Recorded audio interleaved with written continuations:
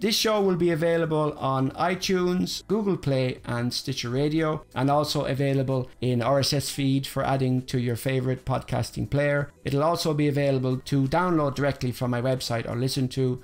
And also, if you're listening on iTunes, I'd appreciate a rating and review to help support the channel and spread the word about the podcast. Cheers. Although, if people don't like, they're going straight down into Davy Jones's locker, so they better click the like button. Is that the outro music? Do do do do do do do do.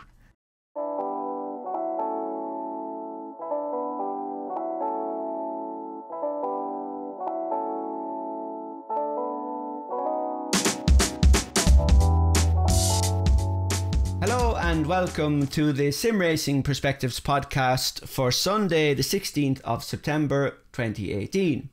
I'm your host, Davy Jones, and I'm delighted today to be joined by Chris Haye. Hello, Chris. Hello, Davy. How are you? Not too bad, and thank you very much for joining. Chris, I'm trying to think of how I came across your channel. The YouTube algorithm, I think, is a bit of a black box. I don't think. I'm always up for blaming the algorithm. I don't think the guys in YouTube even notice or even know. I reckon they have several QA versions and several production versions, and they probably go between it. And it's like you hear people talking about how Windows 10 might have code from Windows 95 still there. So it's sort of like that. I think.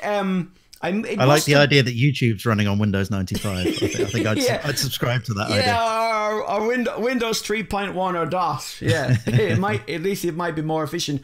Now, I'm trying to think of what it was. I think it was one of your mod reviews or track reviews. Anyway, I came across your channel, and of course I subscribed, and I like your content. I like your approach, and especially like your voice. I'm very envious, I must say.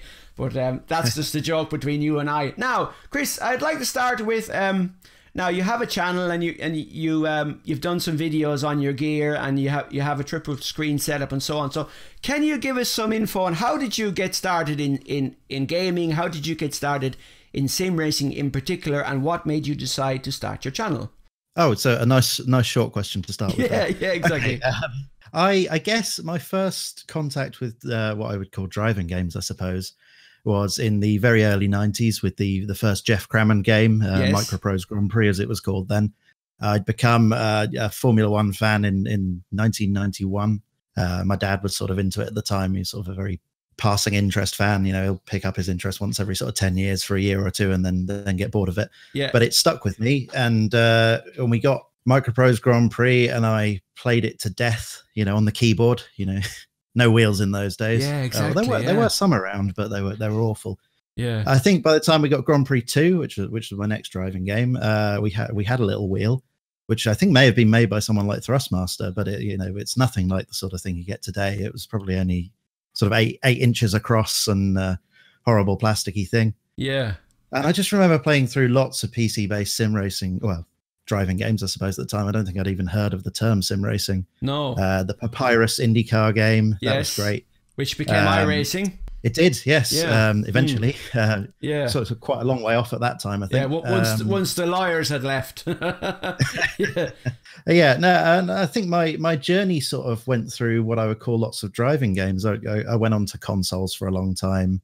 I can't remember the actual time, but yeah, very early Project Gotham games. I enjoyed a lot. Project Gotham Racing, yeah. Indeed, yeah. And Forza and that whole journey.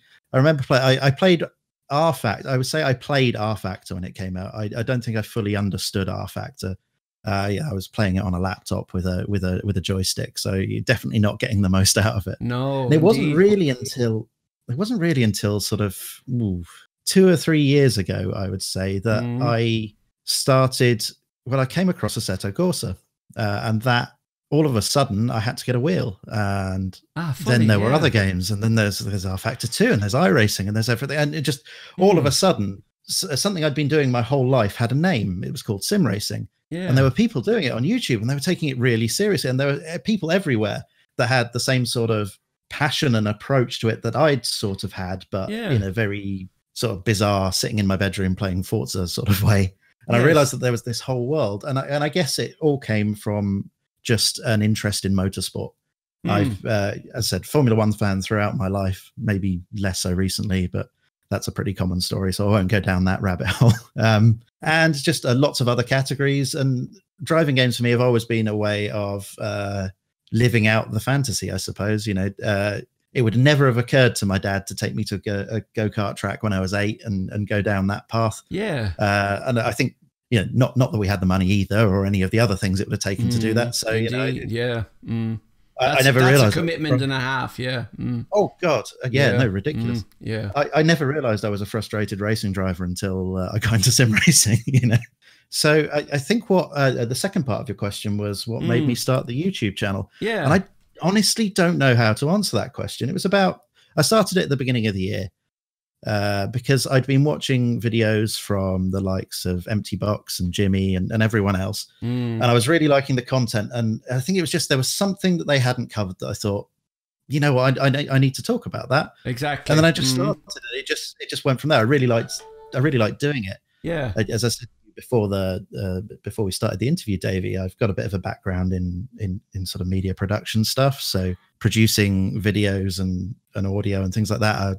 Second nature is not the right word, but I've got some background in that, and I enjoy doing it. And since then, it's become a way to enjoy sim racing in a different way. Interesting. So that was quite a long answer. Sorry, I've been rabbiting on for quite a bit there, haven't I?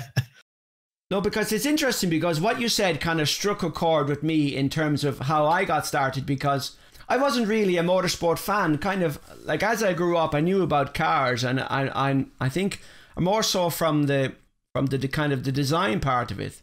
You said it was Assetto Corsa, and for me it was Dirt Rally. I was playing with a controller, and then I realized I had to get a wheel, you know? Yeah, I think there's a wonderful point where a piece of software using a game, a sim, whatever you want to call it, is good enough that you think, I'm not getting the most out of this. This piece of software deserves more. I need to sort of invest in this. I need to do one better, because this is brilliant, and I'm doing it badly at the moment. And I love that. I love that we have pieces of software that sort of drive you to add more to the experience. I mean, you know, if we all sit and look at our sim racing rigs, you know, if you're playing Call of Duty, you know, no one spends that kind of money to play Call of Duty. No one gives up the corner of their room to a sim racing, or a whole room to a sim racing rig. If you've got a big one, do you? You know, you just buy an Xbox and a controller and away you go. And I think what you said, your answer was long, as you said, but it was great because it resonated with me. Is because, now, first of all, you said there are people creating videos, and you kind of know how to do that. And then there are people creating content, but you saw they're not talking about this. There's kind of something missing. Hey, there's a possibility there. There's an answer there. And that seems to be kind of the same for me, because Billy Strange has pointed out that I kind of do my own thing, so to speak, which is kind of true. I have to say, I find it difficult to create content. For me, it has to be, and it's literally what you said. Hey, these guys are covering something, but they haven't talked about this, or they haven't talked about that. And that's, for me, the driver behind me. I'll say, well, somebody has talked about this aspect of something, but they haven't talked about that, which leads me on to a discussion I wanted to talk about later. For example, Assetto Corsa, like Assetto Corsa being kind of so massive, and as you said, everybody was Assetto Corsa appeared in late 2014, and then people started making content about it. What I was fascinated about your content, Chris, was the fact that you seem to know a lot about the history of motorsport and cars and things. Like you were able to one thing I remembered, you were able to talk about I think it was in one of the descriptions of one of your videos. You talked about like a dog box. You talked about a dog box gearbox, and I think the old DTM 92 cars had dog box gearbox, and I didn't know what it meant, so I had to go and look it up so I could try and understand what it was all about. You know, that's one of the nice things about some of the sims. I mean, it's a double-edged sword. I think it was for the prototypes mod. It might have been the gearbox on the Chaparral, yes, which is a 3-speed automatic, and it's the way that they've simulated it in the game sort of works a bit more like a dog box. It's bizarre, but this is one of the things about mods and particularly some of the cars in iRacing and such. They've made design choices about how things should be simulated, because we don't have a proper gearbox. We've got essentially a button pad, really, that says put it in gear 1, put it in gear 2. You know, true, it's an analog or a digital input which tells the game, okay, you're now doing this. It doesn't simulate the feel of like preloading the gear or whatever. Some of the other stuff you can do. So it sort of forces you to one, question what the hell's going on, which I find a lot of the time. You get into a car and well, why isn't this behaving? Two, you have to go and look some things up, which I always like from any hobby I get involved with. And again, before we came on, I was talking to Davy about some of the music production side of stuff that I like to do. Any hobby that forces you to learn, to go deep. Yeah, I really like that. I love being able to sort of really claw into the depth of things. And that's always been the case with motorsport. So there are categories that I know literally nothing about. And sim racing's forced me to go and explore it. I had no interest in modern GT3 racing until a couple of years ago. Really? I watched the FIA GT Championship in the sort of early to mid 2000s. I know that's sort of become a bit of a golden age for people, and I think games like GTR and the mods for Assetto Corsa that have replicated that era have helped solidify that a little bit. But I just I'd sort of drifted out of that world a bit, and then because GT3 cars are literally everywhere, you can't, they're on every sim. They're the most popular cars in every sim, and if you want to go and race online, it's GT3. And Assetto Corsa Competizione is monetizing that in a very niche way. But I love it now, and getting into the detail of that has really brought more to sim racing for me. So Oh, that's interesting. And it's like I've heard Empty Box say, well, GT3's got a GT3. It's kind of like it's almost like a cross between a sim racing meme and a cliche at this point. And if I can say, the funny thing for me is I'm not a big open wheel fan now. I'm interested, and there are guys like Ferrari Man 601 Bill. He's been on the show and he does great content about open wheel, and as does Mike from Sim Racing 604. But I said it to my wife one day. It's kind of, well, I don't know if this makes any sense, but like I watched a couple of minutes of the Monza, the Italian Grand Prix from Monza on the F1 channel, and like the cars took off from the start lane towards the first chicane, and you go right and you go left, and they're just so fast. And then when you when you drive an F1 car like the RaceSim Studio, the Formula Hybrid, like I wanted to get the RaceSim Studio thing because everybody was talking about it, and I wanted to understand the MGU. I wanted to understand the tech behind it, and I'm interested. But even like when you see an open wheel car driving in real life, it's just so fast.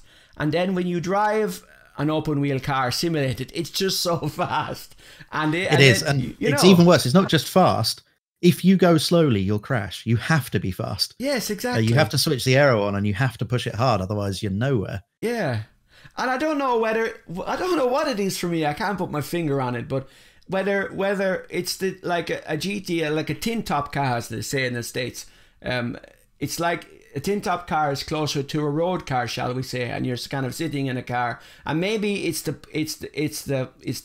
field of view, it's not the field of view, but maybe it's the driving position. You feel like you're more inside a real car. Now, of course, I mean, there's all the classics like Ayrton Senna and James Hunt and all those classic cars, and they're all fascinating in their own right. And I don't know whether it's what I was used to as a child, because if somebody was to say to me, if you had a choice of car, what would you drive? It would be perhaps a GT3 car. And maybe it's just because they're closer to what's on the road, or maybe it's close to like the kind of supercar things that the guys from Top Gear do, Yeah, I think my initial love was very much for single seaters, particularly as a kid and a teenager, and through my 20s, most of my motorsport interest was in single seaters, a little bit in the endurance racing side of things, but it was mostly Formula One. Yeah. And I think one of the best things that's happened for me is over the last decade, Formula One's maybe gone in a direction that I'm less interested in. That's force is probably the wrong word, but it's encouraged me to spend more time looking outside of that. And over the last 3 or 4 years in particular, I've spent a lot more time going to races for other series, and that's been really good. I was supposed to be at the Sim Racing Expo this week, and a bunch of things happened. I couldn't end up going. Oh, really? You were planning to go? That's interesting. I was. Yeah, I had to cancel the hotel at the last minute, and that was painful to the wallet. Yeah, I got about 30 quid back on that booking. Wow. Oh dear. It's an almost insulting amount of money. I'd rather they just cancelled it for, for nothing at that stage. But oh well. But that would have been my second Blancpain race of the year. I went to the World Endurance Championship. I've been to see some historic stuff. The GT Masters as well. That was really good this year. Watching all the 70s endurance racing cars.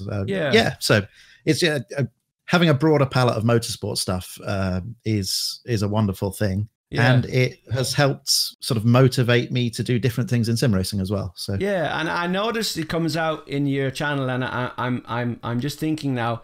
We had Alex Hodgkinson and George Ortner on from Sector 3, and Alex was talking about the physics of the 90 old DTM cars, and then I came across something by Gamer Muscle, and he's talking about, well, this is how you know, if you want to really simulate a dog box. And I was like, what? Sorry, James, what are you talking about? And then I had to look it up, and then you were talking about it, and it's back to, like you said, it's like in a sim you can let's say you have a H pattern shifter. You can Assetto Corsa, for example, you can use separate shifter. So if a car is programmed to use sequential, it'll use sequential, and if a car is programmed to use H pattern, it'll use that. But there's nothing to say, okay, well, you don't need to use the clutch. You just literally, you dip the accelerator and then change gear. And it's funny because I'm finding out this kind of accidentally, if you will. It's not like, I think a lot of people do. I watch videos for people driving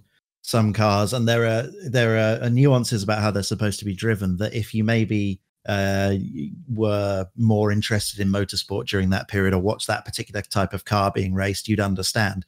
Like I know very little. True. That's a good point. I know very little about rallying, so when I go in dirt rally, I'm driving very cleanly. And I understand that that's not right, but I don't necessarily understand the mechanics behind driving quickly in a rally car. And I suspect that's different for people in circuit racing cars, which is much more my speed, really. I remember watching videos of people trying out the RSS GT cars to start with, and they were really struggling under braking, losing the rears.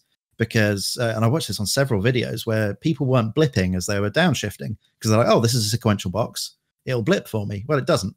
You have to blip the accelerator, otherwise you have to rev match, otherwise you're going to lock the rear wheels, which they were.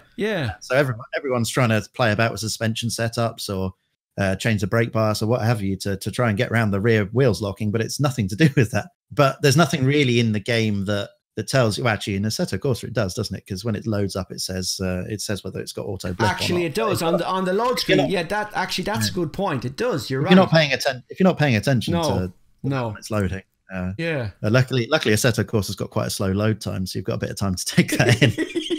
Actually, yes, it does. Have you noticed? Have you played Assetto Corsa Competizione at all? Actually, now there's a thing, and now first of all, I like this. I just want to before you do that, I just want to say, how quickly does that load? The game's load in seconds. It's insane. Now I want to get. I don't care whether they've sorted the physics or the graphics or anything. It's just the load time. Now that's the thing. I want to talk about ACC. I want to unpack that. I've actually bought a copy of the game because it was €25. I've installed it and I haven't run it yet. It's not very exciting. No one's very interested in it. I have installed it because I was interested and I want to cover it at some point. And again, but I want to cover it from my own point of view, because everybody's done it. Jimmy has done it, and Gamer Muscle has done it, and Mike has done it, and Alex and Sim Racing Paddock. Everybody's covering, and it's very interesting. I don't have high-end hardware, so maybe I'll try and look at it from that point of view. That's one of the biggest questions I've got. I've had a few hundred comments on the videos I've done, and maybe 10% of them are talking, or maybe even as much as 20 are talking about, hey, will this run on my computer? How are you finding the graphics? And it's very difficult for me to talk about it because I've got a top of the range graphics card, because you sort of have to if you're going to run VR and record footage and all of that at the same time. Exactly. So I load it up and it's glorious, and I haven't really had to turn anything down. And I do feel bad that I can't answer that, because it's a really basic question. I'm sorry, Chris. I'm not going to go and Sorry, go. Sorry, Chris. Just to establish the point, you have a GTX 1080, am I correct? 1080 Ti. Yeah. 1080 Ti. Yeah. You have. Until the new NVIDIA cards drop, that's about as good as you'll get at the moment. Short of having two of them. Yeah. So I appreciate that most people aren't going to have that kind of card. And no, that's the thing. Lots of people are going to have that level of card from maybe last generation, so a 980. And it's a very expensive card in its day, and it was very, very fast as well. And I'm not the sort of person that upgrades my graphics card every generation, because that's insane. Yes. So there are people with a 2-year-old graphics card that they spent a lot of money on that are justifiably asking, am I going to be able to get everything out of this? And I can't answer that question, and that's it's a bit frustrating. I noticed, for example, now I admire Gamer Muscle James. I admire his ability, because I looked at a video and he did a video and he goes, he's drinking his tea and having his bickies, and then he just went, it was like a live stream format. He went through the video options and he just did it like that. And for me, it's kind of, I'd have to start the title, and then I'd have to look at it, and then I'd have to get my wheel working, and then I'd say, I'd have to kind of, no doubt James had to run the game before he'd recorded, but it would take me time. I think he got early access, didn't he? Yeah, I think so. His video went live at like 1 minute past 5 or something. Now, and it's fascinating, because I want to talk about graphics cards, and I also want to talk about ACC. And I tweeted at everybody the event from the Nürburgring, which was on the I watched that live. That was interesting. It was very interesting because they were one of the teams, one of the Lamborghini teams. Yeah, the Grasser Racing team. Yeah. Exactly, they were there. Now, the funny thing was that one of the things that Marco from Kuna said, he said it was great. We launched it early access at an accessible price, which it was. It's good value for what it is right now. And he said actually end of March, so it's April, I guess, when it fully releases. I missed. Yeah, he said that's the thing. He said spring Q1, and I thought, well, are we talking about April? He said end of March. The last day of Q1 is when they're going to bring it out. Yeah, basically, yes. He did say end of March, but then he also said it's the top game, he seemed to indicate like top selling game on Steam. And I thought, how can that be? Because first of all, it's early access. There's one track of one car, and it's very graphically heavy. And I thought, to be honest, I didn't look at any stats, but I just thought, how can that be? But I don't know. It's just me. I bought 12 copies. Yeah, it must be. Now, there's the thing. Just like it that much. Super GT. I came across Super GT via Jimmy, and he is an interesting channel. He normally drives in chase cam, and he was trying it because he wanted to have something new, and he has a wheel, and he's very honest. He said, "Now look, I'm trying to do this," and then he commented. I think somebody said, "Will it come out on console?" And I commented, "Yeah, they'd be. It's Unreal Engine 4. They'd be crazy not to." For example, there are other Unreal Engine 4 games on the consoles, like Fortnite and so on. Now this is different, but somebody else had commented, no, they'd want to be like really extreme optimizers to get it working. And then I was thinking, Forza has nighttime, but I think it doesn't have headlights, if I remember correctly. Nicky Thiem did a video about ACC. It was very interesting because he said from the Nürburgring GP, as far as he can tell, he said there is a feeling from the wheel when going over the bumps and the chicanes that you get in iRacing that you weren't getting in ACC. And then he also went through the headlight features. You had regular headlights, you had full beams, and then you had this blue light which you use at night time. And I thought, hold on a second, I started to think about it after that. If they're going to get it on console, day and night transition probably will not work. Hold on now, but Project Cars on consoles Cars has all of that. Has stuff, it? It does. That's indeed. It's pretty much. Actually, yeah, that's true. I'm not sure about the different light modes. I haven't really delved into the GT3 cars. Because Project Cars has it. Yeah, but they've got lights, they've got day to night transitions, they've got weather. What's really interesting for me is that Kunos, every time they've been asked, they haven't said no, we're not bringing it to consoles. What they've said is our focus at the moment is on Steam. So they're not saying no, they're not saying yes, but you look at the way the menu layout is in the game. It's that common sort of picture frame type mode that's very good for console navigation. I think I agree with your sentiment that they would be stupid not to bring it to consoles. They would be. Whether that means that it's going to come to this generation, the PlayStation 4 and the Xbox One, or I can't remember what versions they're up to of each of those, or whether it's going to come to the next generation, whenever that is. I'm a bit out of the console world at the moment, so I've got nothing really to add there. But I would be very surprised if Kunos weren't working towards that. Yes. And also remember that Kunos got bought out by this digital browse company. Whoever's sitting on the top of the chain, so to speak, they're in the business of making money, and they're publishing. That's a fundamental change from where Kunos started. Exactly. A few guys in their back bedroom just making a sim because they wanted to make a sim, you know. Yes, exactly. And I've watched the guy from SRO. Is it Stefan? I think his name is. Yeah, Stefan. Yeah. Stefan. If you think about it, if they're going to be doing the Blancpain GT series, and there's also now something as well. There, back to your knowledge, I think you tweeted the other day a picture. Will ACC also include the Blancpain GT Asia series, which I had also been wondering, because that would mean additional tracks. SRO promotes a bunch of different things. I think they promote British GT, which again is the same cars. Yes. The Blancpain Asia series, which is the same cars now. I mean, they used to have the Honda NSX as kind of the Acura NSX as an exclusive. That's right. And obviously that was at the 24 Hours of Spa this year, so I would presume that's going to be in Assetto Corsa Competizione. In fact, I think it's on the release schedule, actually, isn't it? Yeah. I'm getting myself confused there, but I would imagine it'll be in the game because it's simulating this season. Yes. And there's it's got the International GT4 competition. Yes, and that's true. A bunch of other things. There are a whole bunch of GT focused motorsport events that are promoted by SRO that would fit very well into the format of Assetto Corsa Competizione. It would, exactly. Mm-hmm. You've got to imagine that they're not just thinking, right, we're just going to do the 2018 season for Blancpain and move on. That's exactly. Not, you don't put all of that development time into that particular thing and just do, so they've not talked about DLC, and DLC is one of the things that makes games a hell of a lot of money. It's going to come. Guaranteed. So even if that's well, I think they've said that you're going to get the.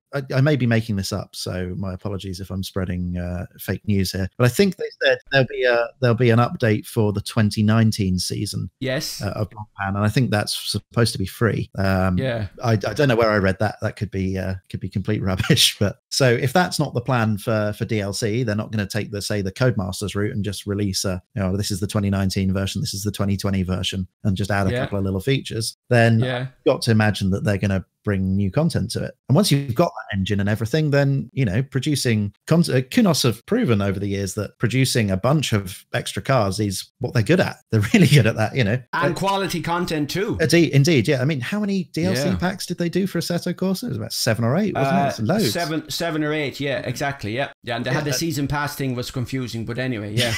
And now, if you remember, I watched Stefan. There was an event at the Spa event, the Blancpain event at Spa, and Stefan got on stage and there was a presentation with slides, and he talked about they're bringing on a new category, which is GT2. Yes, I don't know much about this yet. I remember seeing it, but I don't. Are there any solid details about that, or is this just dangling the carrot for manufacturers? Is this sort of aimed at the higher level of hypercars? Yeah, if I remember correctly, I think it's from 500 to 700 brake horsepower, something like that. Right. So it's going to be more homologated supercars. Yes. So you'd expect to see things like the Lamborghini and the Ferrari and all of those things. Yes.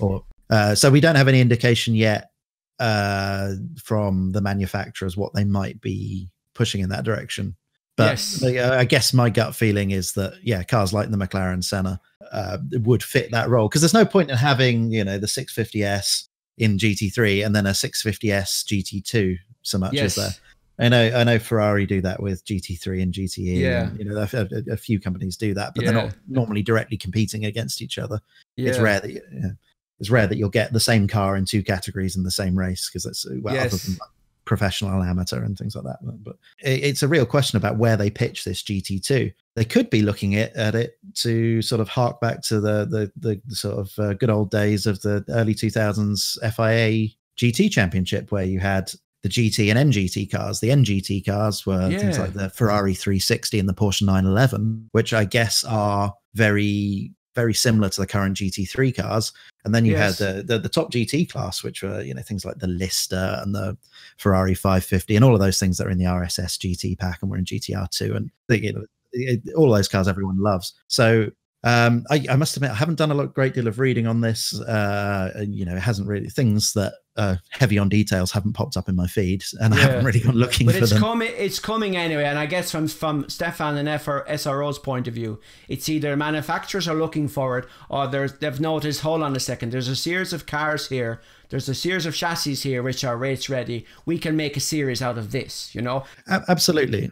I think the other thing, the parallel, of course, is the Super GT, where they've got the GT300 cars, which are the GT3s, and then they've got the much faster silhouette cars in the GT 500 class. So having a European version of that makes a lot of sense. I know DTM sort of lost the interest of manufacturers now and is sort of floundering a bit, but it is a bit, yeah. Having multi-class GT racing can only be a good thing in my view. So, and you know, you look at the way SRO have gone about their business over the last few years, and they seem to know what they're doing. So I have a reasonable amount of I have a good amount of trust for what they're doing. Yeah, they seem to be running a very well organized and tight ship, and you see, for example, at the Blancpain events, you'll see John Watson was on. John Watson is even commentating on the event, which was amazing. And John was there, and you'll always see first race events. John Watson will be talking to Stefan. Well, he'll talk, and sorry, I have to go because he's doing his thing at the European events. He's there at the Asian events. He's there, so they're definitely running a tight ship. Now, for you talked about the DLC and the series, maybe, and it had occurred to me, ACC, it could perhaps be like a RaceRoom model, because RaceRoom have content from official series which is tightly controlled. You buy the content as packs, and then they'll have official competitions representing the official series like the WTCR. So maybe ACC will be that kind of model. What do you reckon? I could certainly see something like that. I mean, if you're going to get DLC for ACC, I think it's going to be you'll get the cars from this series and the tracks from this series for this year, and it will be a very tightly controlled. You know, it's licensing. That was one of the things that you know, I don't want to go too much into what happened with GTR3 a few weeks ago and the big story that blew up about them having the WEC license, because I don't want to get us into legal trouble.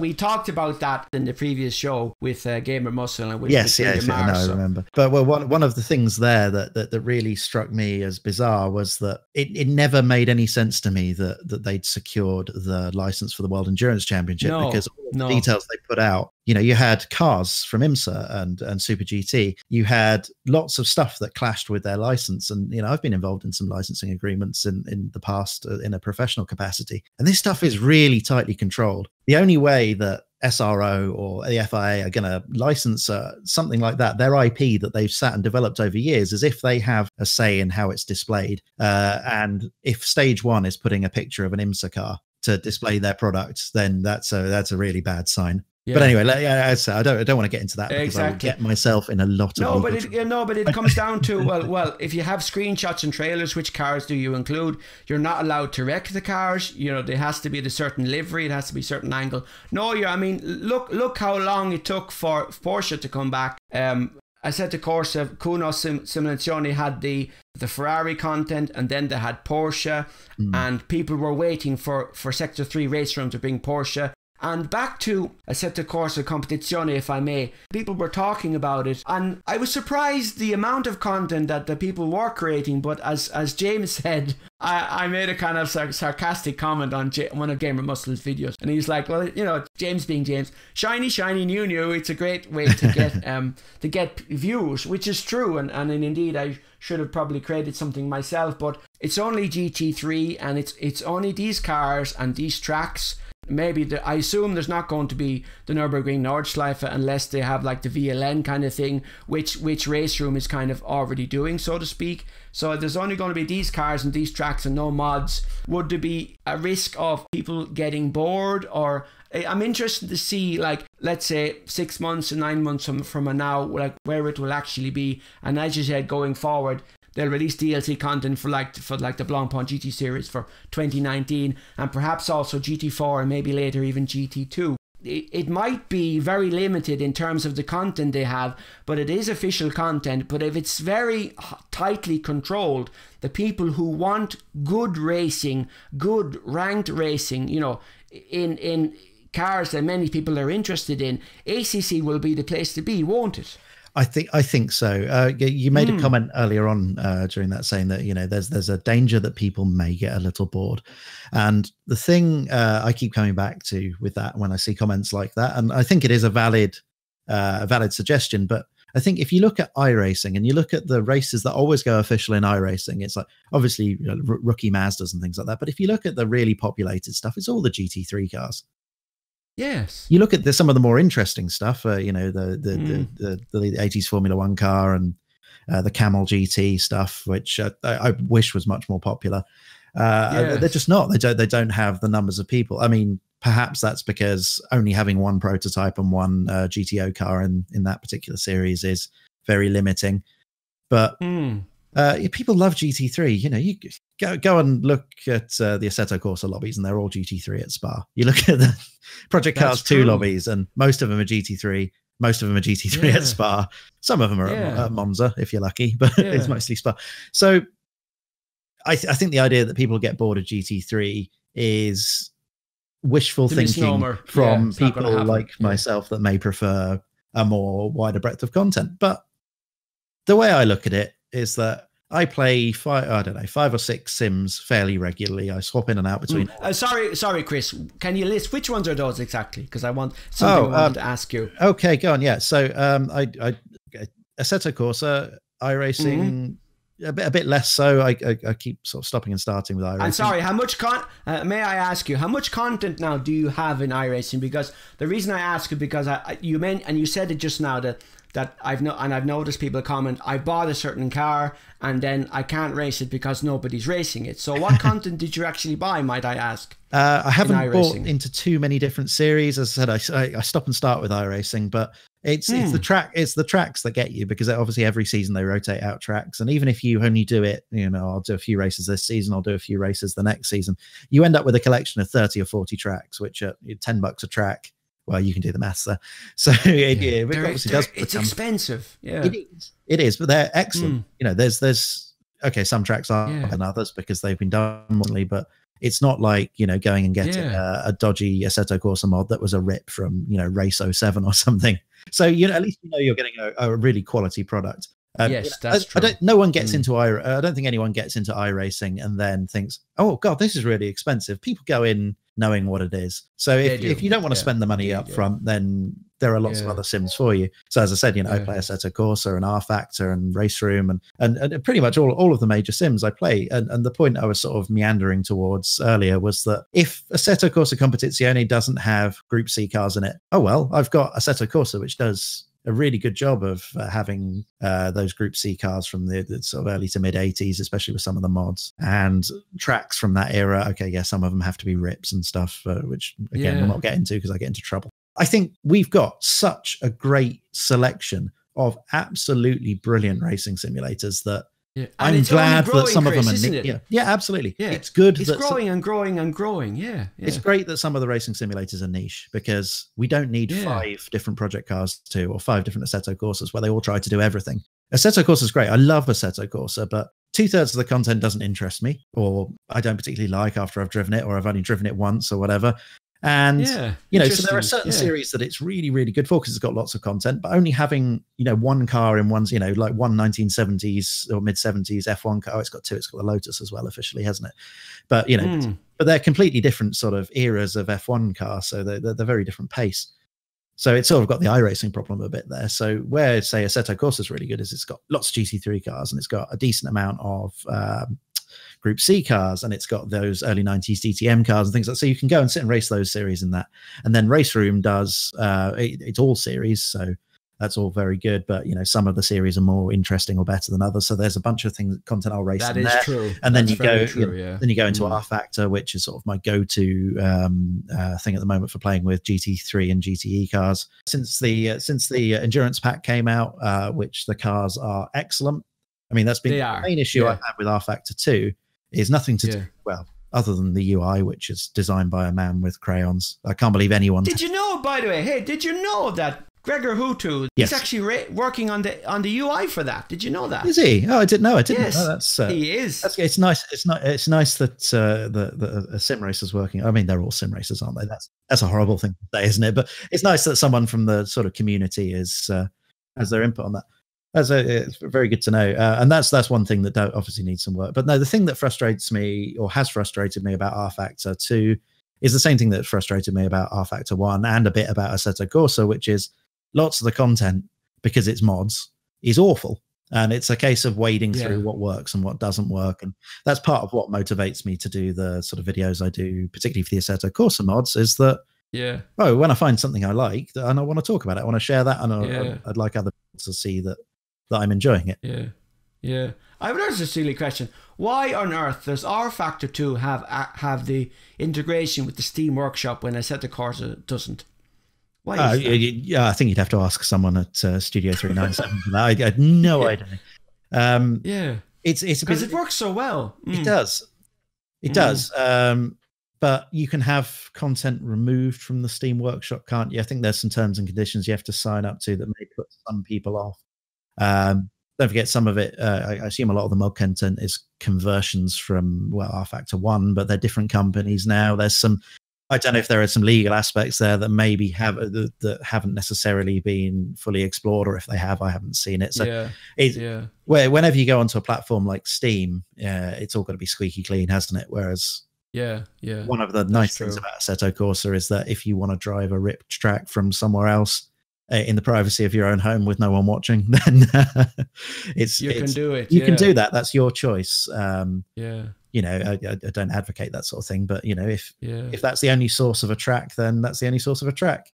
I guess I was thinking of it from the usability point of view, because I did a starter guide for rFactor 2 because I just saw there wasn't anything like that, and I just wanted to kind of help people out. I really like your starter guides, Davey. I think I said to you, I don't have the patience to go through, and it's a lot of detail you need to note down. Thank you very much, by the way. To produce a 20-minute long video, say, right, okay, this is how you set this up. Then you have to set up your wheel here, and here's the graphics and all that. It's like, oh god, the idea of sitting and planning all of that out, because you have to plan it out.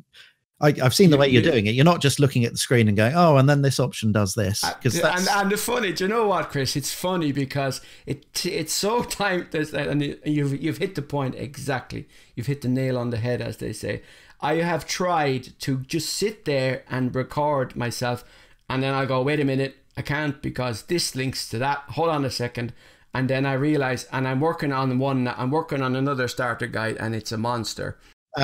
You said Gamer Muscle did the sort of live stream graphics options things. He did that really, really well. But when you get into something more he did.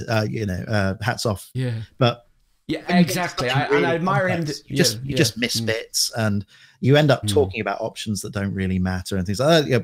It's not my area of expertise. I don't, as I said, that side of things, the thought of doing it drives me kind of mad. So I'll leave them to you, Davey. And back to ACC, I definitely think from a business point of view, like for somebody like Marco was on stage at the Nürburgring, it doesn't make sense for them to have ACC. Now, of course, they'll want to have officially ranked racing, and they're representing SRO, they're representing the brands, and we've talked about this already, but they're not going to allow that game just to be on Steam. There's no way. They're going to have I won't say a dumbed down version, but they're going to have some kind of version, at least for the base PS4, the base Xbox One, which can be ran with a controller, because they did it for Assetto Corsa. I don't know how successful it was, but I mean, there are people on console. Maybe I can weigh in on that, because I think I've got it's a question I get asked a lot, because I quite often tell people that ask about, oh, can you get this mod for the console or whatever? So, well, I first picked up Assetto Corsa Competizione. I first picked up Assetto Corsa for the PlayStation. Oh, did you really? Yeah, the graphics card had died in my PC at the time, and Oh, really? I think it was when Formula F1. I bought one of the F1 games anyway on the PlayStation and I was really liking it. So I bought a wheel. Yeah, because I thought, well, I'm getting pretty good at this on the controller. Let's do this properly. Yeah. And then I thought, this is a good game. I'm enjoying the career, but it doesn't feel like driving a car. You know, as I said, I'd had some experience from rFactor and back in the day, and I knew there was more out there, so I went looking. And Project Cars 2 wasn't out at the time, and I think Project Cars 1 was, and everyone said it was buggy and horrible and leave it alone. That's true. So I just went, oh, all right, Assetto Corsa. People said that's great, and I think it wasn't long after Assetto Corsa had been released on the PlayStation. So I think that probably would have been in 2015. The main problem with Assetto Corsa on the console is that you can't get the mods. It's got all this great content. It's got all this wonderful content. But then you go on the internet and you type in Assetto Corsa, and a video comes up from Jimmy Broadbent driving this amazing mod and having the time of his life and doing this amazing commentary over the top of it. And you think, I really want that. Oh, you can't do mods on the PlayStation. Well, that's going to cost me some money, isn't it? And there you go. So the experience of Assetto Corsa on the PlayStation, and I went back to it recently just to sort of... Sorry, Chris, if I might ask you, how is it then on PS4, for example? What field of view are you using? Like what frame rate? You've hit the nail on the head right there. Field of view is the biggest issue, not because it's on a PlayStation, but because you're sitting in your living room and you've got a 45 or a 55 or a 75-inch TV, or depending on what size of manor house you live in, and you're sitting across the room. And I was finding a real trouble to start with getting the sense of speed right. And I remembered field of view from back in the rFactor days and trying to set that up on a laptop, which didn't work very well either. No, it wouldn't, of course. I got the correct field of view set up, which when you're on a 50-inch TV or whatever we've got sitting across the living room, looks absolutely wrong. Your wheel is like a tenth of the size of the one on the screen or whatever. The whole experience is awful. But once I bought a wheel stand, and so sod it, I'll get a chair that's about the right height. And once you sat in front of the TV, move the coffee table, don't piss off the wife, the usual stuff. I know. I've been there. It's okay once you're there. The frame rate's not as good as you get on a PC.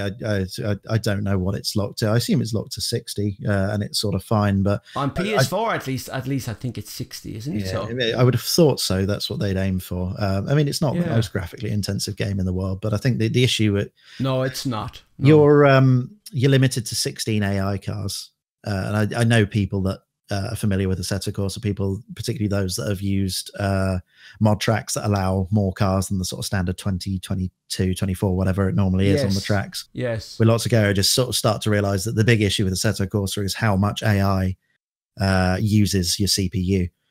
So even on a high-end CPU, when I first went across to AC on the PC, I had a 4790K and i7-47, which was a very high-end gaming I bought it as a music production PC, and I just wanted a really fast multi-core processor. So as it turns out, great for Assetto Corsa, but even then, you can still get the 100% AI. You can get the 100% CPU usage warning come up. Which I have had many times, and I've looked into it, and some people had said it's related to force feedback. So if you use the half force feedback update rate, blah blah blah, but I still get it. Yes, indeed.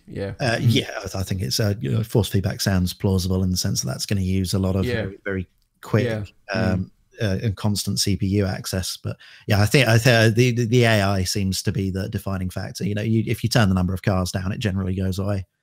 Yes, which is no fun if you want to do 40 cars at Bathurst or whatever. And I think it's a limitation of the engine they've been using, which is also perhaps a reason why they're moving to Unreal Engine 4 and so on, but that's another topic. I think they're just doing it for the pretty lights, aren't they? Yeah.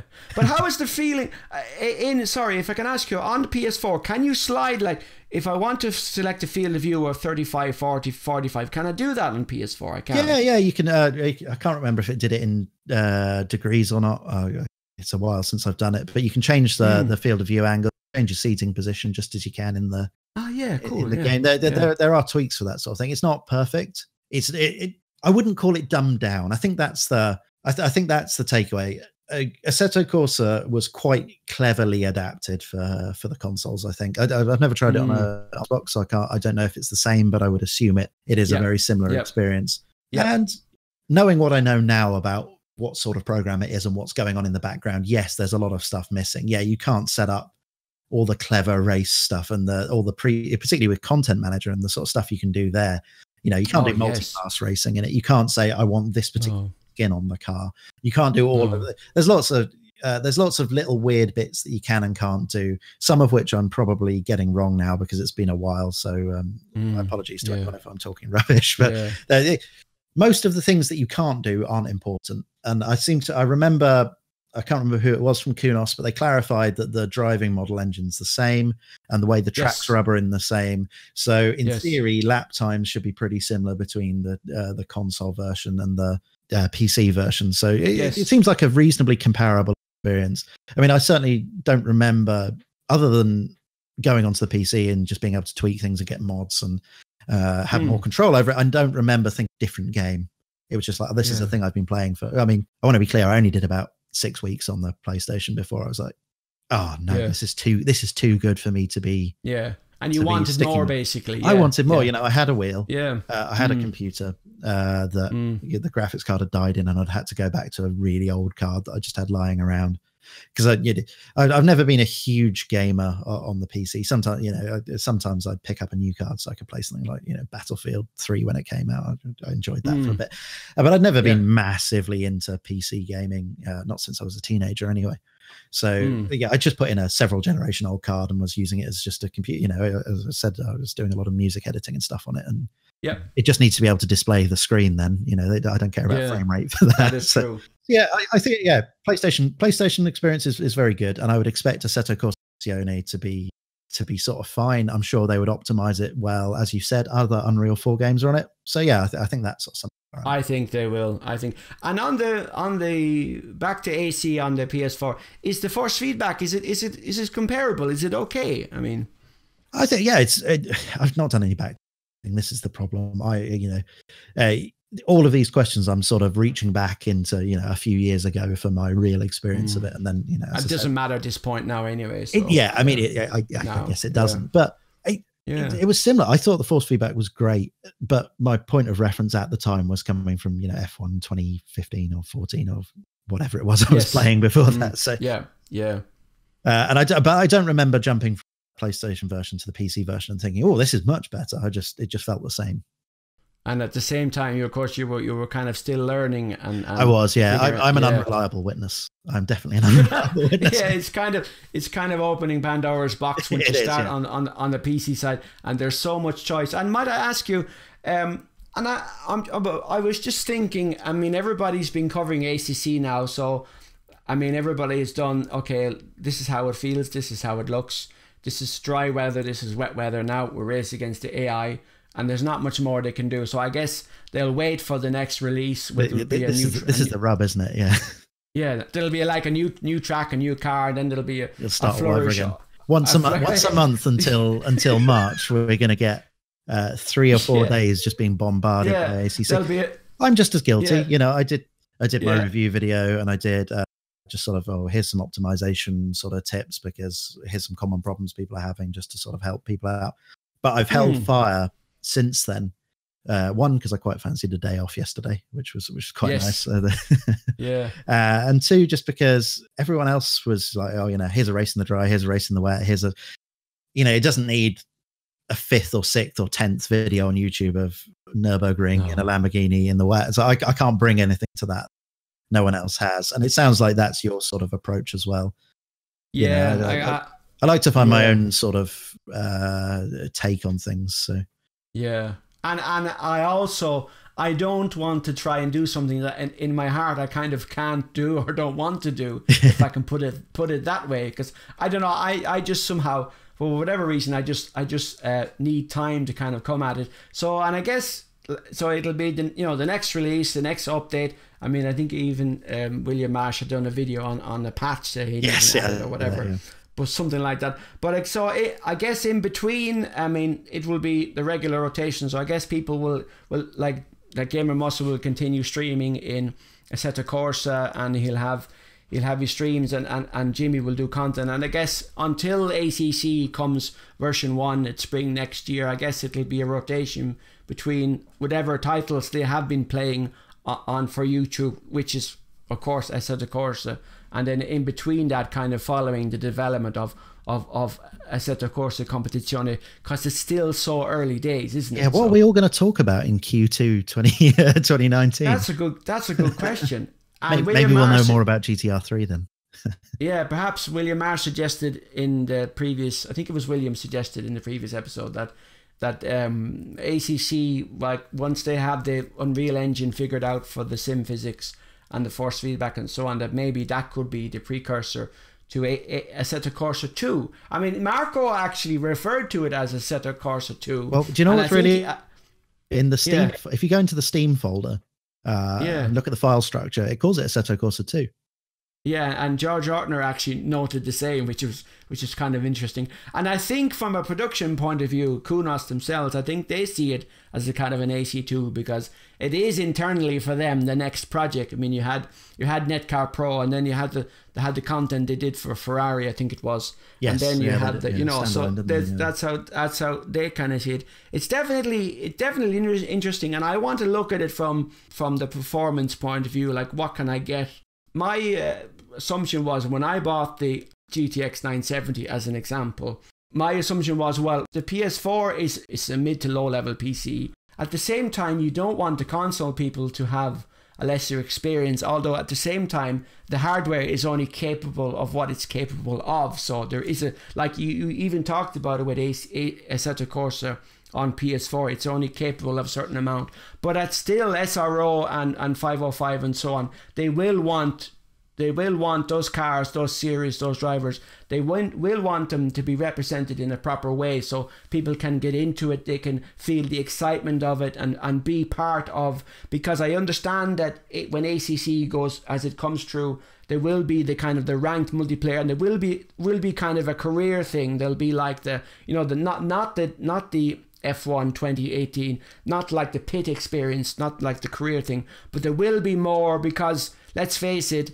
the career that is on Assetto Corsa, and even I believe on console, it's not really a career, it's just an option you click. It's just it's just a bunch of races that, you know, hit here, do this race, here, do the next race. It's like an afterthought. So you know what, I want to have to go through interview John Watson in the game. I think you're right. I think it should be like be like the Codemasters games, isn't it? You know, feeling tough questions from Watty. I think that's the way forward. They've missed a trick. Or having somebody like John Hindhaugh there, or John Watson, and so that would be great, actually. Yeah, and I think that's what they've talked about. They wanted to kind of communicate the feeling, and the irony of it is something like that is perfect for consoles, because it's what Assetto Corsa does not have on console. Funnily enough, you know. Funny. Yeah. Well, I mean, I think Project Cars 2 has a much bigger console following than Assetto Corsa does, and yes.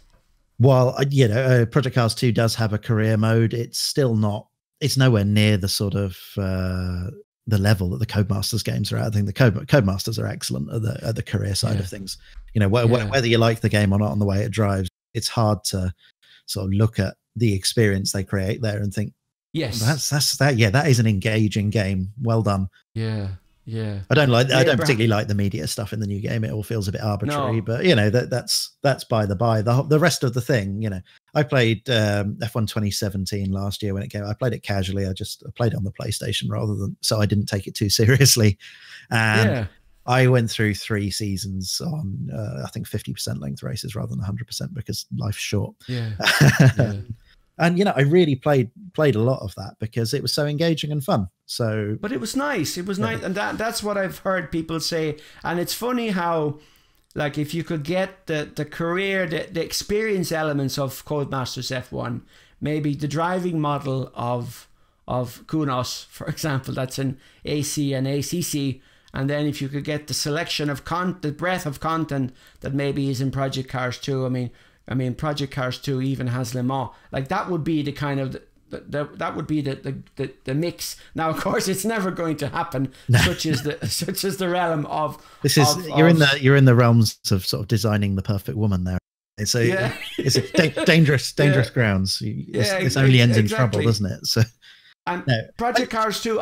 Go on, Chris. I was just going to say, I think this is something we all do as sim racers. We all say, oh, you know, if only. You know, this track and these cars from Project Cars 2 or in this game or what have you. And yeah, I mean, it would be great. I mean, I love the breadth of content, you know, like the LMP 900 cars and the Group C cars in Project Cars 2. I don't necessarily like the way they drive as much as some other sims, so I'd rather they were in other sims. But I think we are so spoilt now for choice. Absolutely, we have 4 or 5 really good racing sims. You know, all of them have their strengths, all of them have their weaknesses, and I get a lot of value out of just being like, okay, I'm going to go and sit down in RaceRoom and I'm going to drive some touring cars today because that's what I want to do. That's the best sim for doing touring cars, and I'm going to do that. And then tomorrow I'll go and jump into Assetto Corsa or rFactor and I'll do some GT racing. Yeah. And that's great. So I get really disappointed when, you know, people will leave a comment and, you know, you'll say something innocuous and then someone will say, oh, you know, Project Cars 2 is crap. Assetto Corsa is rubbish, or, you know, this sim's great. So, no, it's not. They're all great. They're all brilliant. They all have flaws, and some may not fit your particular wants because those flaws are quite bad, but none of them are crap. They're all bloody great. And I think we should all focus on how good everything is, not how bad everything is.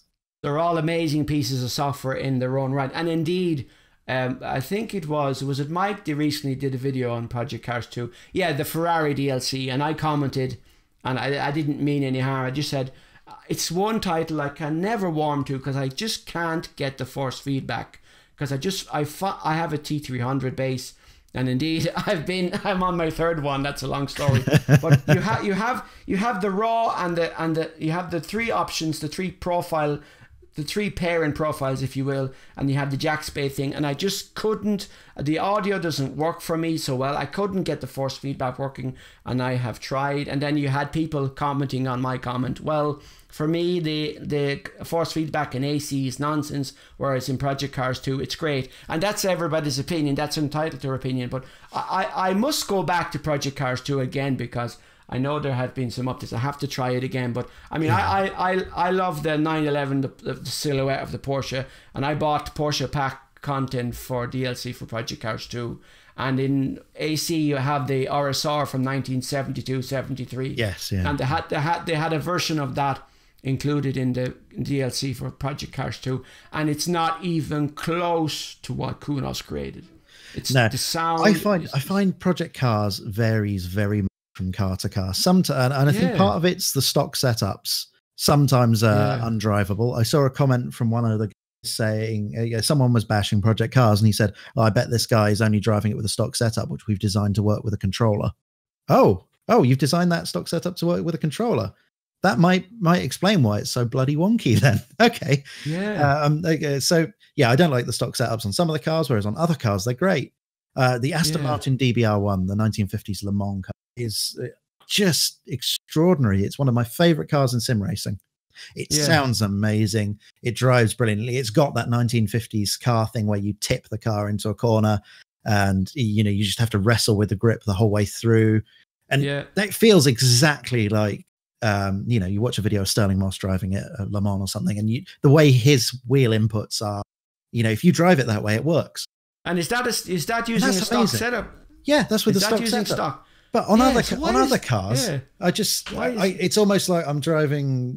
Well, I don't know. I don't want to make comparisons to other things. I think it's unfair. Yeah. But some cars just really nail it, and other cars don't. And I think part of it's to do with setup, part of it's due to the feel. I don't think some of the way some of the stuff's modeled is particularly good. Lots of cars that you know, I've gone on about it in the past. So in for a penny.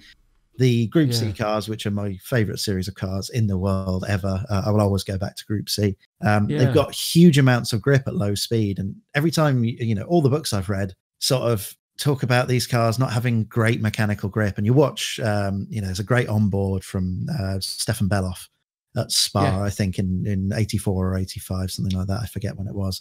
And he's wrestling this car around, and at low speed, he's having to be so careful on the throttle, and it's a handful, this 956 that he's driving. But if you drive so much horsepower, and you drive this 962, it's great in the fast stuff because it's got loads of downforce.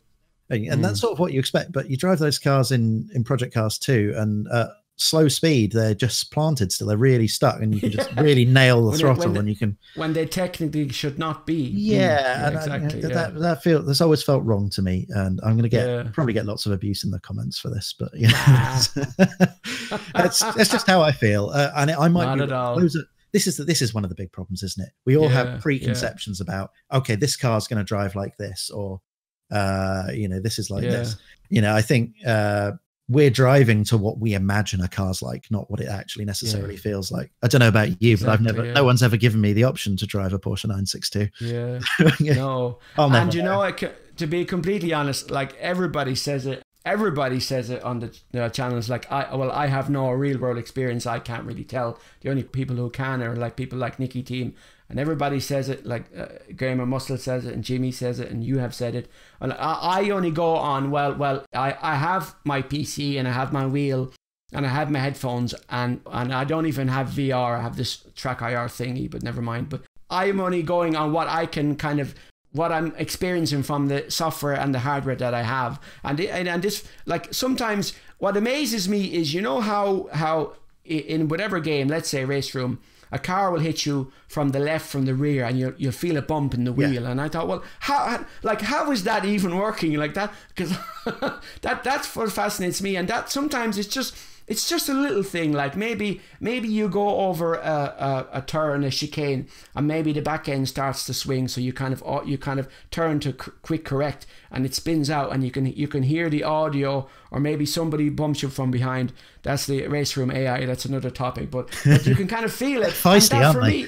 Yeah, they are, indeed they are. But that for me, I'm experiencing that. Like I have no butt kickers, I have no rotating seat. I just have a wheel stand pro and an office chair, and I tilt it back, and away I go. And as long as I'm allowed to play, because put your sunglasses on, and put on the helmet, because I'm using voice control, and it's something that I wanted to talk about in a video, but it drives the kids mad, because sometimes it doesn't work, so I'll be shouting at the microphone saying, display on, display off, and they're like, Daddy, are you crazy? What's wrong with you? But everyone's idea of a dystopian future, isn't it? Is that we're just sitting there with this piece of technology in front of us. Yeah. Computer, do this. It's something that Orwell should have included in 1984, everybody sitting in sim rigs. But it's like you said, you're all, like, I have no experience. All I know is, well, I know that this is rear wheel drive. I know the horsepower amount. I know it's from 1985, 1974, so I know that it can't be that stable. Yeah, they haven't invented tires yet. Yeah,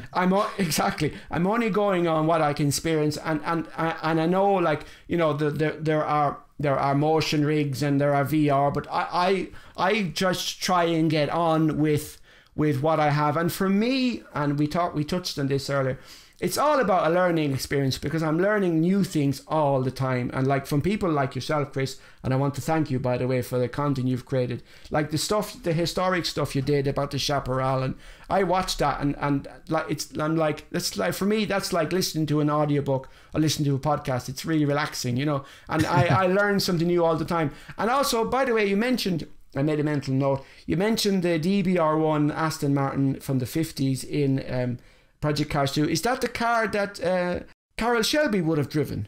Or something I think, yeah, Carroll Shelby did drive one. I forget, there's a big list of people that drove that car. Yeah. It's all the big names. You got Moss and Clark, and I think Carroll Shelby did. You've caught me off guard a bit there. My motorsport knowledge is really sort of 70s onwards. Really, I must admit, it's a bit of a black spot for me. I do know I need to go. Right, okay, we're gonna this year we're gonna learn about pre-war, endurance racing and things like that. But yeah, I went off down the rabbit hole of Carroll Shelby, and those videos don't have a ton of views, but I thought, well, I just thought it was interesting, and down I went, and then I bought some I bought some DLC content to represent those cars, and I realized that some of the content was available for free. Hey Chris, we've been talking for an hour and a half. I don't want to keep have we really? Yeah, we have, exactly. We could keep going on.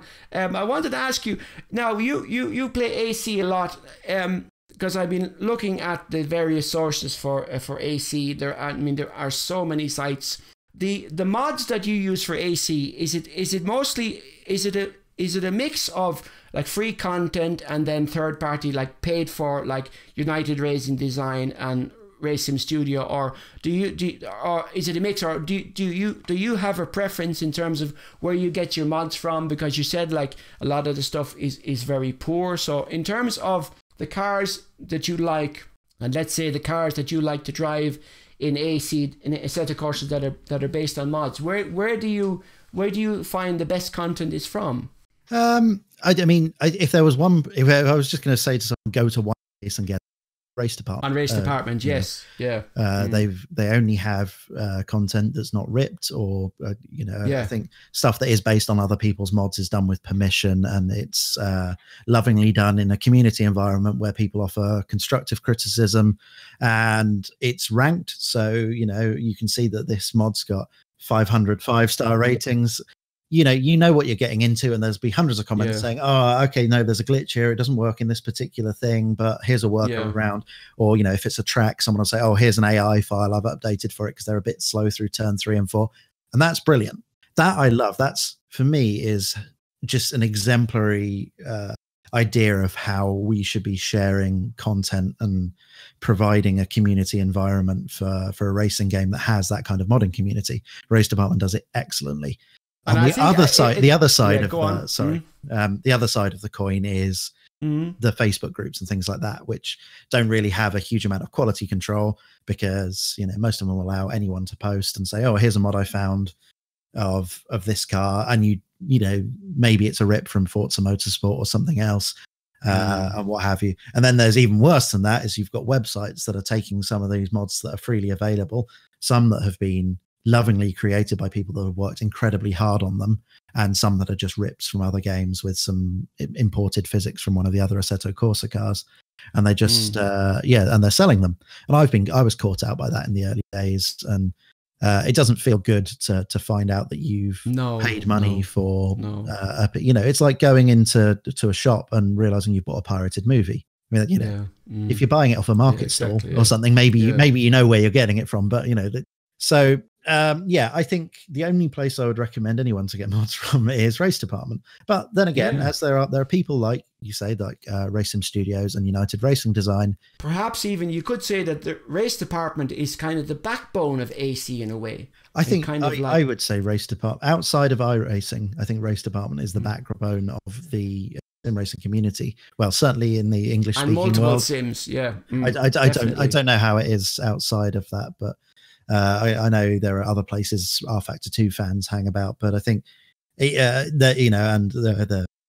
RaceRoom has its own forums, and they've all got their own little communities, but I think there's enough overlap in Race Department, and I think they deserve a real shout out for the community they've helped develop. And I would encourage people, for example, to go to follow their Twitter, and also go to the Race Department YouTube channel and subscribe there, because Paul wants everyone to subscribe. So hello guys, Paul here. I love Paul, because he's like somebody from he's like the drummer from Oasis doing sim racing. I love Paul, and his content now is really good, and I encourage people to go and subscribe, register for Race Department to get mods, because also you can't download mods if you don't register, and also if there's an update you'll get an alert, and also consider premium membership, which I admit I don't have, but I know they have leagues there and they have kind of trading courses for people. So definitely, if you want to get involved in the online races, get premium membership, but everything else is free. So if you just want to join in with the discussion or download mods or skins or what have you, then it's all completely free. It's nuts. I can't believe they do that for free. In this day and age, it's absolutely nuts. Yeah, you're absolutely right. Chris, we've been here for an hour and 40 minutes. We could go on. Chris, it's been an absolute pleasure having you on the show, and thank you so much for joining. Now, you have a very fascinating breadth of content, and thank you for your channel. Your channel is excellent, and may it continue to grow. Have you got something coming up now? Have you got something planned now? I know you're probably a bit burnt out with ACC and so on, and I saw you on Twitter, you were building some Legos. I was working on some Lego last night because I was fed up of working on YouTube videos. Were they a gift, or were you bold and did you go to the toy shop? Or how did those come about? Somewhere in between. I took the wife out yesterday afternoon and we went round a garden centre, and they had a Lego Harry Potter set. And she really wanted a Lego Harry Potter set. So my kids are mad into Harry Potter. If I'm buying her the Lego Harry Potter Hot, then I've got to buy myself a Porsche 919 and a Ferrari 458. You'd have to, really, wouldn't you? Yeah. I think it'd be wrong not to. Yeah. And put them on the shelf. My kids are mad into Lego, and they're crazy about Harry Potter because they're reading the books now. So can I just say one thing before we leave? Speaking of both Gamer Muscle earlier and my wife, I saw you were watching and you commented on, he did a live stream last week where he was cooking his lunch. He was cooking a hamburger for lunch. I started watching that as well. And partway through this stream going on, I'm watching this, and my wife comes into the room, and instinctively I shut the laptop as fast as I can, like she caught me watching some sort of adult video or something. And you know why?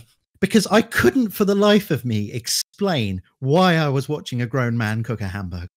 And I still, to this day, I thought about it several times since. I still don't know why I was sitting and watching Gamer Muscle cook a hamburger. I don't know either. I mean, and there were dozens of other people watching it as well. Yeah. Maybe we need to form a support group or something to work out why we were all so unwell. He went to what was it? Was it Lidl he went to? I think he went to Lidl. He bought only the best for Gamer Muscles channel. He went to this. He bought this peppered cheddar cheese, and then he had the phone. He had a phone mounted. He had the screen facing out. He had the phone mounted above above the gas hob, and I thought surely the heats. And he had it charging, and the cable was stretched all the way to the end. And it was a very professional setup. I enjoyed it. And he had another camera mounted over his shoulder, which he said was hung up on the back of a chair or something with sellotape, and I believed him. And he said he had the phone above the hob, and I thought surely the heat of the grease is going to get to it. And he says, now I'm going to review. I got some cheese here in Lidl. It's peppered cheddar. Let's do a review. Oh, it's not that bad.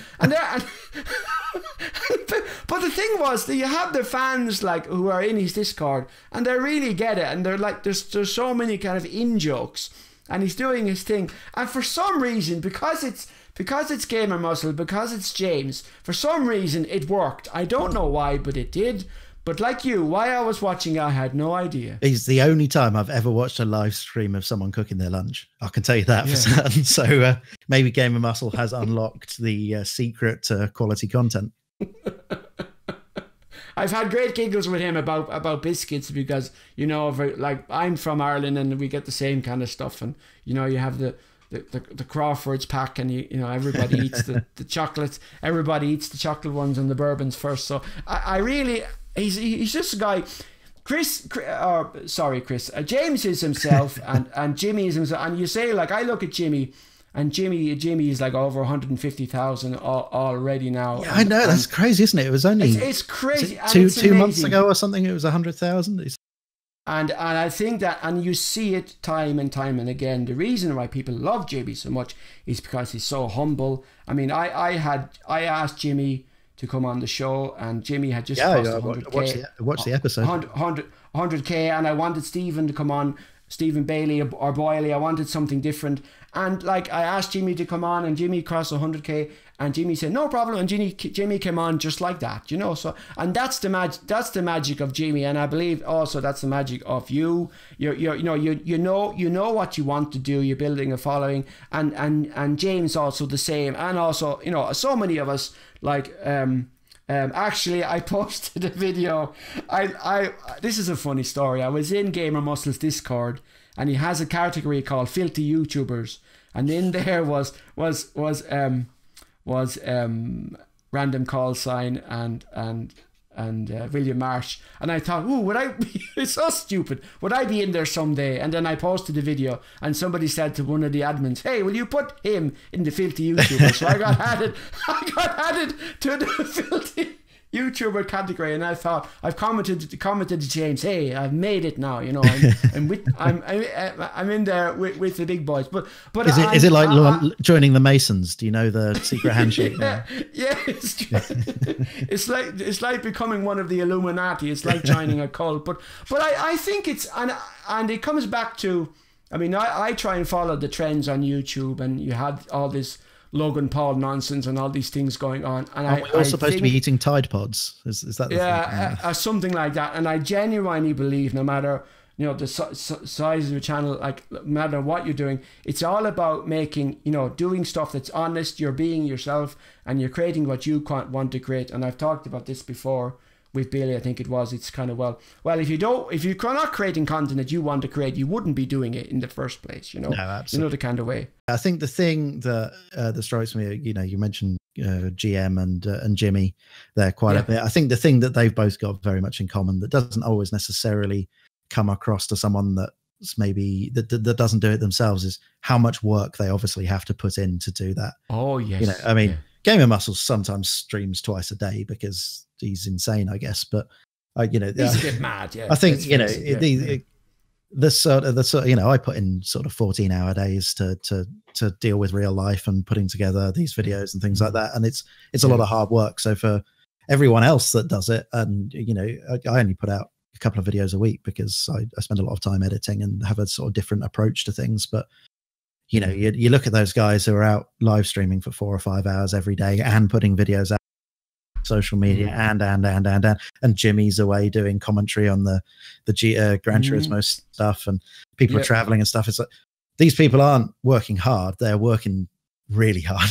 So, yeah, and I think really it is exactly, and I think the live streaming has meant the growth in Jimmy's channel, and I'm absolutely fascinated. And I never saw this coming, where Jimmy would be live streaming an endurance event in iRacing or in the virtual WEC, for example, driving the Nissan Nismo, and he'd have 5 or 6,000 people in the stream watching, and that's long. It's in the dark. It's the same car on Le Mans, lap after lap after lap, and people are still watching.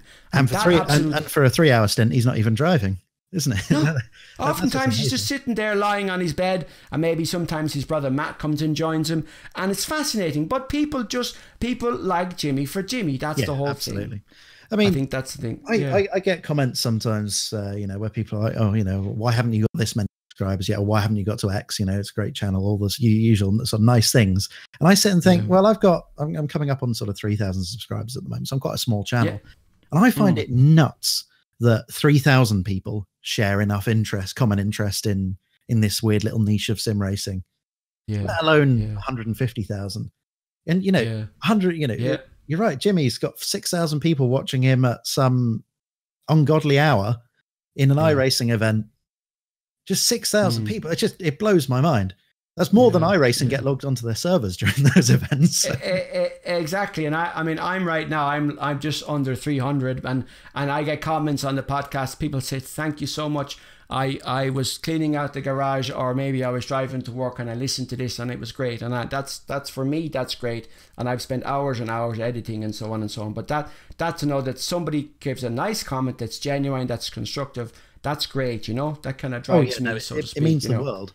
Don't you find I certainly the worst thing about becoming I don't like calling myself it, but becoming a YouTuber, if you will, is that I've had much less time because I have to spend time making videos and answering comments, and I do try and respond to everyone that comments. Is that you run out of time to actually watch other people's videos. So I've only watched a couple of Assetto Corsa Competizione video. I watched a bit of Jimmy's, and I watched a bit of Nicky Teams, and I watched a little bit of Gamer Muscles. Skipping through some of the bits, the sort of setup-y bit, because I just don't have time to sit and enjoy the content in the way I used to. It's a double-edged sword. It is. I watched Jimmy's, I watched Nicky's, and I watched one of yours, I think. And that was enough because I got the picture I wanted. I mean, I had read the blog posts that Paul had reposted on RaceRoom Project. Yeah, they were very good. The Kunos, they were very good. They were excellent. I should technically be reading them from the Kunos blog, but Paul had reposted them and I read them there and looked at the comments. So I already had the context, and then I watched a few, and then I had enough because, like I said, I bought the title. I haven't even run it, which is completely insane. But I've been just working on something else, and I'm tight for time because I'm doing it in sections, and then the kids will come in or whatever. So I'm trying to mash, and then trying to mash the different scenarios together because life goes on in the background. Well, there's also the other problem where you schedule a recording to be 1 hour long, and then they rabbit on and on, and it goes on to 2 hours, and exactly. But it's been fascinating. Now, Chris, you're going to enjoy your Sunday. I'll let you go. Have you got? I'll go to link to your channel. I'm going to link to your any social media, Twitter, Instagram, and so on. And I implore people to go and check out your channel because it's amazing. Now, have you got anything coming up on the channel like other than ACC? And like you said, you've been a bit busy. You want to take a break, and of course, and please show some pictures of the Legos once they're done. I would like to see those. Have you got anything coming up on the channel? Any historic, any topics, anything at all you would like to plug before we go? Well, first of all, thank you for the kind words. Much appreciated. I've not really got anything coming up that's worthy of a plug. I'm just working sort of week by week to grow the channel at the moment. As I said, I'm around 3,000 subscribers. It's grown very quickly. I only started the channel at the beginning of the year. So I'm focusing on just doing videos about what I enjoy. There's loads of great sim racing stuff on the horizon. We've never had a better time as sim racers. There's so much stuff coming out, so much stuff that's just come out that I'm not worried about the sort of content. There's never been a better time to be a YouTuber covering sim racing stuff, I think. No, that's true. That's true. All we need now is money for the hardware, money for the titles, and money for the DLC. Because I'm trying to save up for a direct drive wheel, and I keep having to spend it on games. It's terrible. Yeah, that's and everybody I'm following, Jimmy and so on. Everybody has direct drive, and everybody has VR, and everybody has GTX 1080s, and I just don't got it right now. It's endless. That's the problem. I've been building up my rig for about 3 years now, and longer with that for the PC. So the PC stuff and some of the monitors and the audio stuff is from older than that. I do get lots of comments like, "Oh man, you've got a really impressive setup. That must have cost you a fortune." It's like, yeah, it did, but it's taken years. I'm not a particularly wealthy person. I just got a normal job and do normal things like normal people. But you just, it's taken me years. It's still going to take years to get to where I want it to be as well. Chris, thank you very much for joining. It's been such a pleasure. Thank you for having me. This show will be available on iTunes, Google Play, and Stitcher Radio, and also available in RSS feed for adding to your favorite podcasting player. It'll also be available to download directly from my website or listen to. And also, if you're listening on iTunes, I'd appreciate a rating and review to help support the channel and spread the word about the podcast. Cheers. Although, if people don't like, they're going straight down into Davy Jones's locker, so they better click the like button.